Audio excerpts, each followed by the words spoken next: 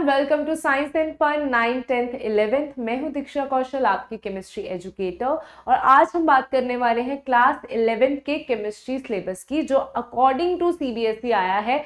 तो हम सबसे पहले जाते हैं सीबीएसई की वेबसाइट पे, दैट इज cbse.nic.in पे आपको जाना है। वहां पे जाओगे, आपने अकेडमिक वेबसाइट को ओपन करना है। यहाँ पे अकेडमिक के अंडर आपको ऑप्शन आएगा this notification secondary and senior secondary करिकुला पे टिक करके आपके पास ये पीडीएफ ओपन हो जाएगी। आफ्टर दैट आपने इस लिंक पे जाना है, secondary and senior secondary school curriculum, right. तो बेटा आज हम किसके बारे में डिस्कस करें? क्लास 11th के बच्चे हो आप, तो क्लास 11th एंड 12th पे जाना है, ठीक है, सीनियर सेकेंडरी पे जाना है।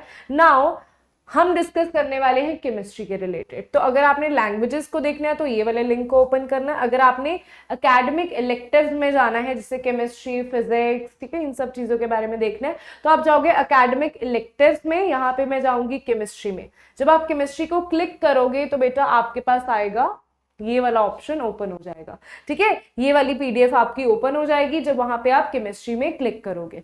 तो बेटा इसी बात से हम अभी शुरू करते हैं कि आपका केमिस्ट्री का सिलेबस क्या होने वाला है क्लास 11th के लिए। और बिल्कुल भी टेंशन लेने की जरूरत नहीं है, क्योंकि थ्रू आउट इंडिया आपका यही सीबीएसई ने आपको सिलेबस दिया है। इससे बाहर आपको कुछ भी नहीं कोई भी पूछ सकता, राइट। तो बेटा यहाँ पे देखते हैं आपका टोटल कितने का होगा। 70 मार्क्स का आपका पेपर होगा।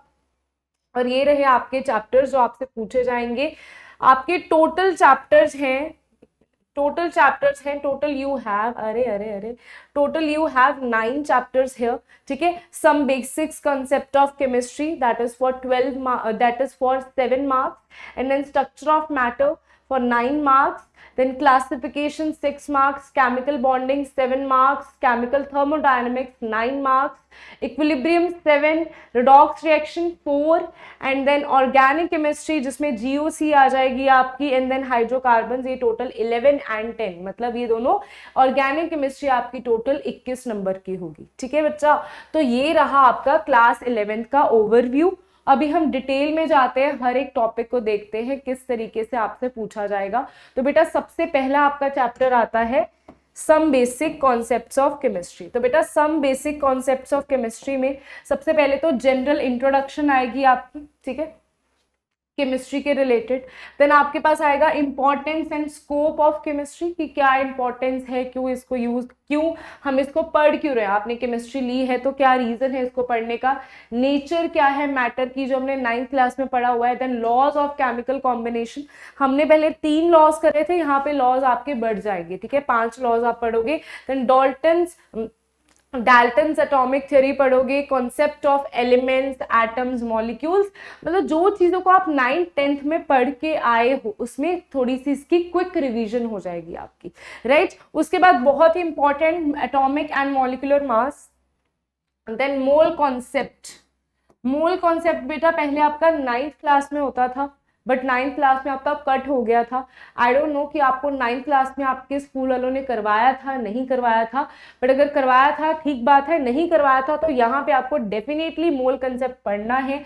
बहुत ही ज्यादा इंपॉर्टेंट है थ्रू आउट योर जितना भी आगे केमिस्ट्री आने वाली है। मोल कंसेप्ट बहुत ही इंपॉर्टेंट टॉपिक होता है और उतना कोई मुश्किल नहीं होता, बहुत ही प्यारा सा टॉपिक होता है ये, राइट। देन मोलर मास क्या होता है, देन परसेंटेज कॉम्पोजिशन कैसे निकालनी है, empirical molecular formula, chemical reaction, stoichiometry, calculation based on stoichiometry.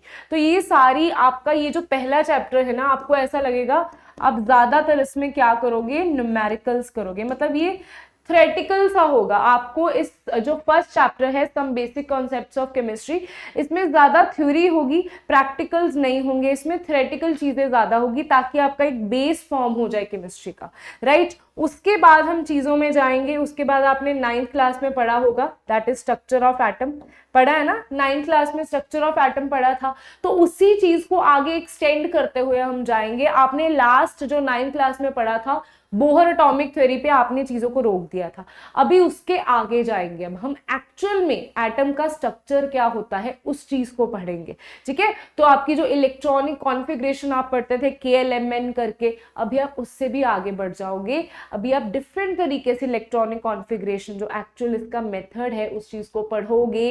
Lobes क्या होती हैं, ये P S orbital D orbital क्या होते हैं, कैसे ये रास्ता बनता है, ठीक है। तो बेसिकली आप क्वांटम केमिस्ट्री की तरफ बढ़ जाओगे आगे, राइट। तो यहाँ पे क्या है बेटा, discovery of electron, proton, atomic number, isotope, isobars, then Thomson model आपने पढ़ा हुआ है, रदरफोर्ड मॉडल पढ़ा हुआ है।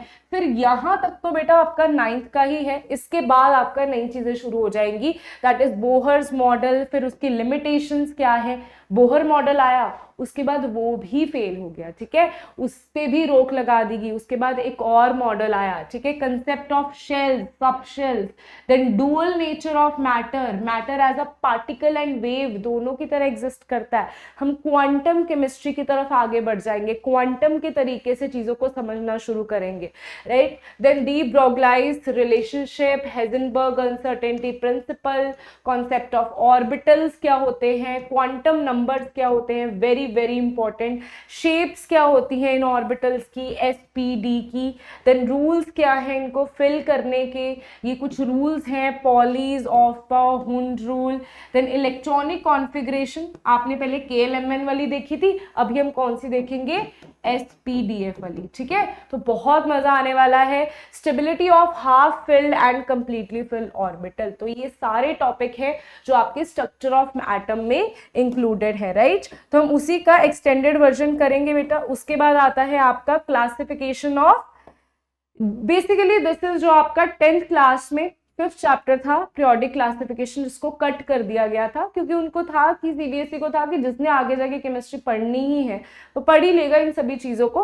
तो अभी आप पढ़ ही रहे हो इन सभी चीजों को, तो बेटा ये रहा आपके पास classification of atoms and periodicity in properties. आप पीरियोडिक टेबल के बारे में यहाँ पे पढ़ोगे, राइट। पीरियोडिक टेबल की फुल डिटेल में हम पढ़ेंगे, पीरियोडिक टेबल को कैसे याद किया जाता है, इतना बड़ा जो पीरियोडिक टेबल है, पहले तो वो बनाया किसने, कैसे वो आइडिया आया आपके दिमाग में, जिस साइंटिस्ट के दिमाग में कैसे वो आइडिया आया कि इस तरीके से चीजों को क्लासिफाई करा जा सकता है, एलिमेंट्स को ऐसे क्लासिफाई करा जा सकता है।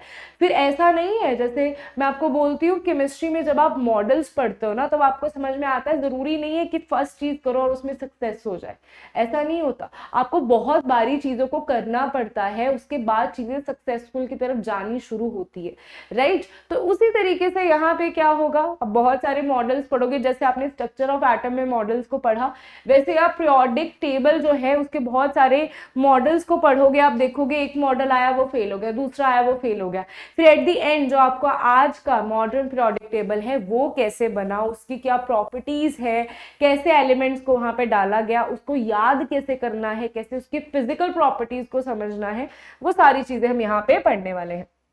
सो significance of classification, brief history कैसे उसको डेवलप किया गया, देन पीरियोडिक ट्रेंड्स क्या होते हैं, ionization, enthalpy, inert gas radii, then electron gain, enthalpy, electron activity and all that, ठीक है। तो ये सारा आता है आपका पीरियोडिक क्लासिफिकेशन में बेटा। उसके बाद आता है आपका नई चीज, अभी आपको आएगी, आपके लिए बहुत ही नई नई चीजें आ जाएंगी जब आपको ऐसा लगेगा अरे यार मजा आ गया केमिस्ट्री लेके, ठीक है। क्यों, क्योंकि आप पढ़ोगे chemical bonding and molecular structures. आपने सिर्फ केमिकल बॉन्ड्स को कैसे पढ़ा है, यहाँ पे आप ऐसे बना देते हो, इस तरीके से पढ़ा है ना, ये रहा डबल बॉन्ड, ये रहा ट्रिपल बॉन्ड, इस तरीके से पढ़ा है। लेकिन क्या एक्चुअल में ये लाइंस एग्जिस्ट करती हैं, क्या एक्चुअल में कार्बन और कार्बन के बीच में कोई डंडी पकड़ी हुई है उन्होंने, ऐसा तो नहीं होता एक्चुअल में। तो एक्चुअल में बॉन्ड्स बनते कैसे हैं, ये आयनिक बॉन्ड कैसे बनते हैं, ये कोवेलेंट बॉन्ड कैसे बनते हैं, इन रियलिटी ये किस तरीके के दिखते हैं, कैसे क्या हो रहा है एक्चुअल में, ठीक है। तो ये सभी चीजें हम बहुत डिटेल में पढ़ने वाले हैं, ऑर्बिटल्स की फॉर्म में पढ़ने वाले हैं।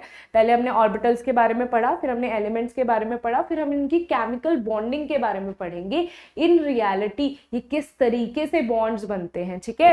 तो यहाँ पे valence electrons, ionic bond, covalent bond, bond parameters, ये सारी चीजें हम डिस्कस करेंगे। हाइब्रिडाइजेशन क्या होती है, SPD orbitals, then molecular orbital theories, इसके बारे में पढ़ेंगे, कौन कौन सी थ्योरीज आप साइंटिस्ट ने दी इन बॉन्ड्स के बारे में, बॉन्डिंग्स के बारे में, ठीक है। तो ये सारी चीजों को हम डिस्कस करेंगे, जिसमें तो आपको बहुत ही ज्यादा मजा आने वाला है बेटा। फिर चलते हैं हम फिजिकल केमिस्ट्री, जिसमें बहुत ही प्यारा सा चैप्टर है, दैट इज केमिकल थर्मोडायनेमिक्स। तो थर्मोडायनेमिक्स आपको फिजिक्स में भी आता है, ठीक है, थर्मोडायनेमिक्स केमिस्ट्री में भी आता है। थर्मोडायनेमिक्स बेसिकली हीट से, थर्म का क्या मतलब है, हीट, ठीक है, तो हीट की क्या डायनेमिक्स है, ठीक है, किस तरीके से हीट इवॉल्व होती है, किस तरीके से केमिकल रिएक्शंस होते हैं और इनमें हीट का क्या डिफरेंस होता है, ये सारी चीज़ों को हम डिटेल में पढ़ने वाले हैं। तो ये सारे इसके बेसिस पे लॉज पढ़ेंगे हम। गिब्स फ्री एनर्जी, अभी ये देख के ना बड़े बड़े से तुम्हें वर्ड्स लगेंगे कि पता नहीं क्या है ये गिब्स फ्री एनर्जी क्या है, तो मैं आपको इन वर्ड से डराऊंगी तो नहीं, बस ये चीज़ आपको याद रखनी है। इन सभी चीज़ों को हम बहुत ही अच्छे तरीके से डिस्कस करने वाले हैं। बट यहाँ पे जैसे केमिकल बॉन्डिंग में ना आपको डायग्राम्स बहुत ज्यादा होंगी, मतलब आपकी इमेजिनेशन सारी वर्क करेगी, किस तरीके से आप इमेजिन कर रहे हो चीजों को। यहाँ पे क्या होता है, अगेन यहाँ पे आ जाता है आपका न्यूमेरिकल एंड फॉर्मूलाज, ठीक है, अगेन यहाँ पे क्या आ जाता है आपका फिर से न्यूमेरिकल एंड फॉर्मूलाज, ये सब चीजें जो फिजिकल केमिस्ट्री में आती हैं, ठीक है, तो यहाँ पे वो सब चीजें ज्यादा लगेंगी, ठीक है। यहाँ पे अगेन आपको थ्योरेटिकल चीजें ज्यादा लगेंगी, यहाँ पे इमेजिनेशन कम हो जाएगी, ठीक है। केमिकल बॉन्डिंग में इमेजिनेशन बहुत ज्यादा हाई लेवल की है, स्ट्रक्चर ऑफ एटम में इमेजिनेशन बहुत हाई लेवल की है, ठीक है। पीरियोडिक क्लासिफिकेशन में देन इमेजिनेशन थोड़ी सी कम हो जाएगी, आपको थ्योरेटिकल कंसेप्ट पढ़ने पड़ेंगे। यहाँ पे भी थोड़े से थ्योरेटिकल कंसेप्ट ज्यादा आएंगे, लेकिन मजा यहाँ पे भी आपको इक्वली आने वाला है बेटा। फिर उसके बाद आता है आपका चैप्टर बड़ा प्यारा सा, इक्विलिब्रियम। इक्विलिब्रियम अगेन इसमें से न्यूमेरिकल्स बहुत ज्यादा इंपॉर्टेंट न्यूमेरिकल्स है इसके, ठीक है। और पता नहीं क्यों ये मेरा फेवरेट चैप्टर होता था जब मैं 11th क्लास में होती थी, तो मेरा ये सबसे फेवरेट चैप्टर होता था। उसमें सबसे प्यारा जो मुझे टॉपिक लगता था दैट वाज ली चार्टलियर्स प्रिंसिपल, ठीक है। तो ये प्रिंसिपल बहुत ही बढ़िया है, इसमें आपको अपनी डेली लाइफ से रिलेटेड, मतलब बेसिकली ना इसी प्रिंसिपल के वजह से बहुत सारी इंडस्ट्रीज जो हैं, जो बड़े बड़े अमाउंट में चीजें जो बन रही हैं, इसी प्रिंसिपल की वजह से बन पाती है, ठीक है। तो इसकी एप्लीकेशंस क्या हैं, उसके लिए हमें पहले इक्विलिब्रियम के बारे में पढ़ना पड़ेगा, इक्विलिब्रियम से रिलेटेड लॉ के बारे में पढ़ना पड़ेगा, बहुत सारे फैक्टर्स के बारे में पढ़ना पड़ेगा। फिर हम जाएंगे ली चार्टलियर्स प्रिंसिपल, उसकी एप्लीकेशंस, ठीक है। ये तो था आपका सारा केमिकल इक्विलिब्रियम का। देन हम जाएंगे आयनिक इक्विलिब्रियम की तरफ, फिर यहाँ पे ionization of acid, bases, strong electrolytes, ये सारी चीजें क्या होती है। देन पीएच के बारे में हम पढ़ेंगे। आपने देखा होगा एसिड, बेसिस एंड सॉल्ट्स में आपने पीएच के बारे में पढ़ा था, लेकिन उसमें आपने पीएच को लॉग से इक्वेट करके नहीं पढ़ा था। यहाँ पे आप कॉन्सेप्ट ऑफ पीएच को लॉगरिथम से, एंटी लॉग, इन सब के बारे में पढ़ोगे, उसके साथ इक्वेट करके पढ़ोगे, right. So hydrolysis of salts and then buffer solution क्या होता है, Henderson equation, solubility product, common ion effect, ये सारी चीजें हम पढ़ेंगे। कॉमन आयन इफेक्ट हमारी बॉडी में ही यूज होता है, कहाँ पे यूज होता है वो चीजें के बारे में हम डिस्कस करेंगे।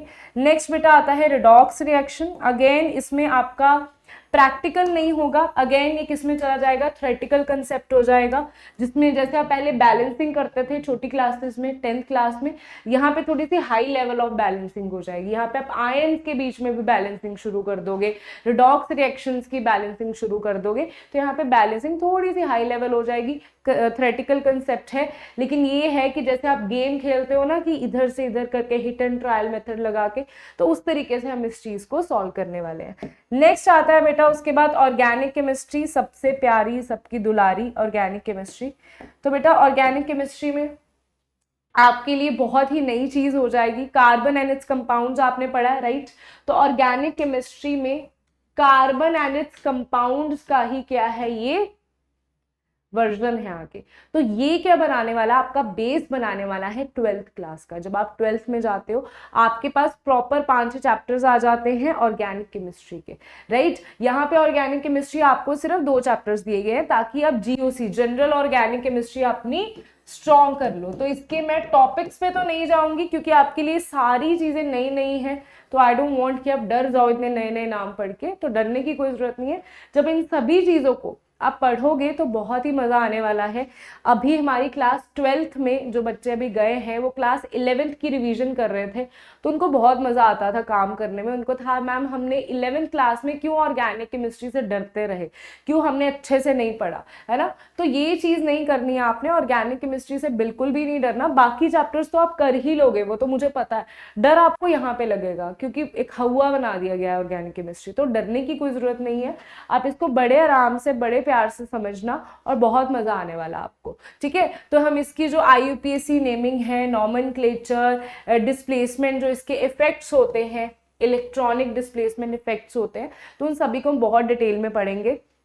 बहुत सारे क्वेश्चंस करेंगे इनके रिलेटेड, एंड ट्रस्ट मी बहुत मजा आएगा ऑर्गेनिक केमिस्ट्री करने में, ठीक है। तो डरने का नहीं है, बिल्कुल भी नहीं डरना कि ये क्या आ गई है, ये कौन सी नई चीज आ गई है।